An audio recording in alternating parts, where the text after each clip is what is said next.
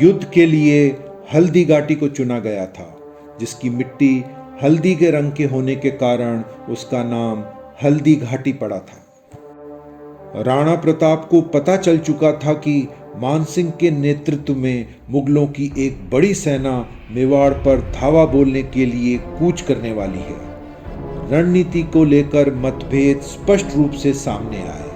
राजपूतों की अब तक की परंपरा यह थी कि सामने से संख्या में चाहे कितनी बड़ी सेना हो, उस पर टूट पड़ते थे और जब तक एक भी वीर जीवित है, शत्रु को आगे बढ़ने से रोकने का भरपूर प्रयास करते। राजपूतों का इतिहास ऐसे शौर्य की गाथाओं से भरा पड़ा है। पराजित होने पर राजपूतों की एक पूरी युवा पीढ़ी बलिदान हो चुकी होती थी।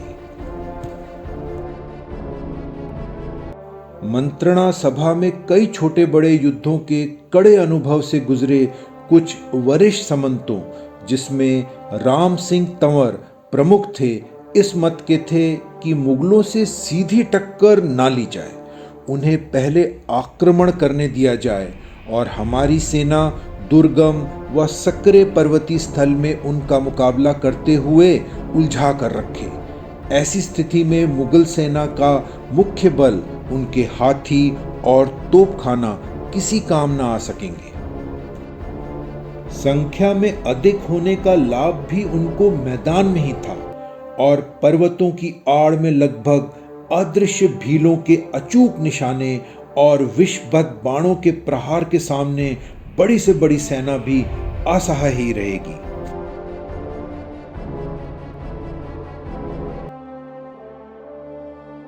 यह नई सोच थी जो परंपरागत शैली की लड़ाई वालों की समझ में नहीं आई।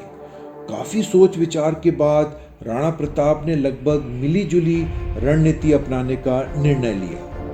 तय हुआ हल्दी घाटी के सकरे और पथरीले इलाके में मुगलों के लिए लड़ना आसान न होगा। ये परंपरागत और छापामार युद्ध के बीच की रणनीति थी। उधर मुगलों की रणनीति यही हुई कि किसी तरह राजपूतों को उकसाकर मैदान में लाया जाए और आमने सामने की लड़ाई में परास्त किया जाए। दुर्गम पहाड़ी प्रदेश में यदि युद्ध होता है तो मुगल सेना कदाचित अनिश्चित काल के लिए वहां फंस जाएगी।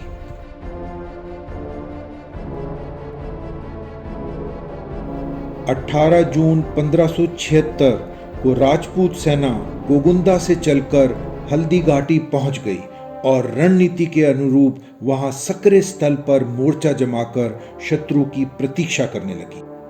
महाराणा प्रताप ने अपनी सेना के हरावल आगे की फौज दस्ते में अपने अत्यंत विश्वस्त सेनापति हाकिम खां सुर, जो अफगान पठान था, को तैनात किया था।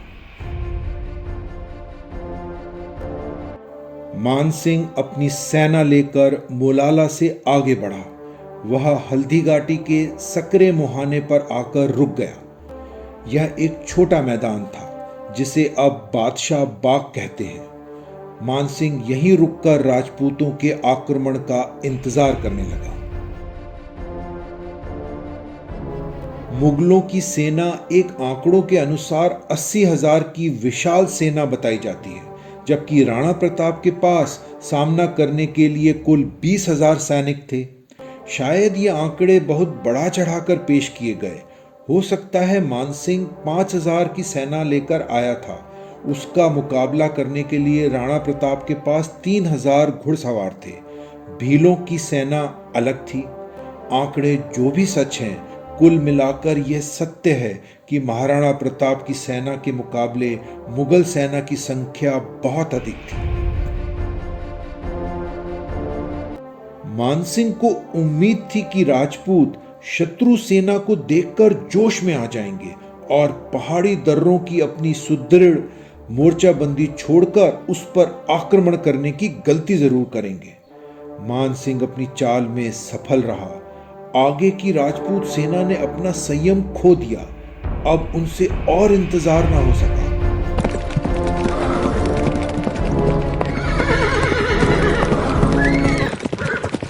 सभी राजपूत सेना आनन फानन में मुगलों की सामने की रक्षा पंक्ति पर टूट पड़ी। भयंकर मारकाट मच गई। राणा प्रताप और सभी सेनापति पहाड़ी के सुरक्षित मोर्चे को छोड़कर अपनी समस्त सेना के साथ मैदान में उतर आए। यह शायद भारी भूल थी।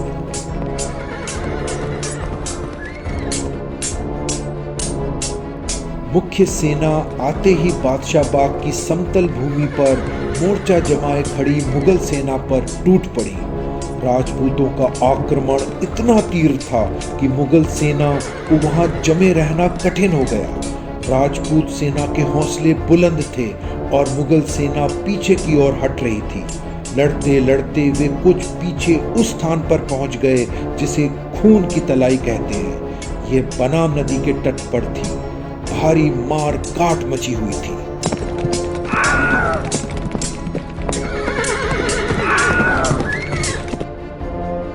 मान सिंह ने अपनी एक और सोची समझी चाल पर अमल किया। अपने हाथी को आगे बढ़ाता हुआ वह राणा प्रताप के सामने पहुंच गया। उसे देखते ही राणा प्रताप का खून खौल गया। उस जाति द्रोही को दंड देने के लिए वे तेजी से आगे बढ़े। राणा प्रताप के इशारे पर उनके सदे हुए घोड़े चेतक ने अपने दोनों अगले पैर मान सिंह के हाथी के मस्तक पर जमा दिए। राणा प्रताप ने अपने भाले से मान सिंह पर प्रहार किया, लेकिन मान सिंह जल्दी ही होदे की ओट में छिप गया। भाले के प्रहार से घायल होकर उनका महावत गिर पड़ा और उसके प्राण पखेरु हो गए।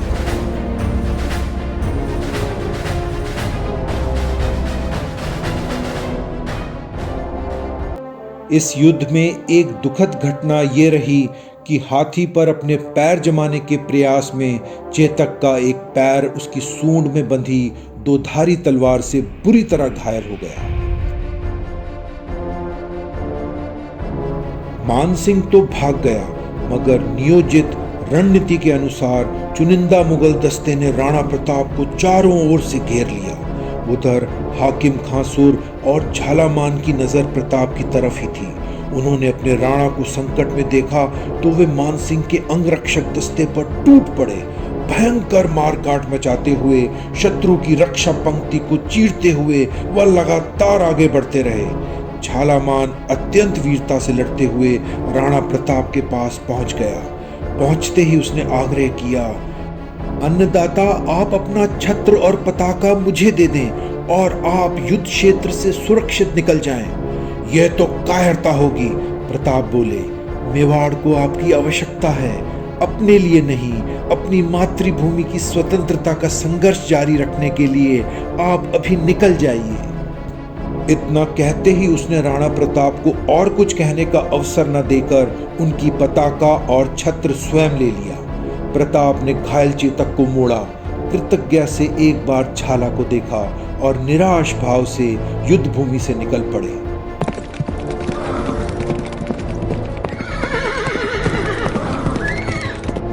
झाला को राणा प्रताप समझकर मुगल सैनिक उन पर टूट पड़े। झाला उनके साथ बड़ी वीरता से लड़े, लेकिन मुगलों की बहुत बड़ी संख्या से लड़ते लड़ते अंततः वीरगति को प्राप्त हुए। देखते ही देखते राजपूत पिछड़ने लगे। घायल अश्व पर बैठे घायल प्रताप उस समय उन्हें कोई निर्देश देने की स्थिति में भी न थे।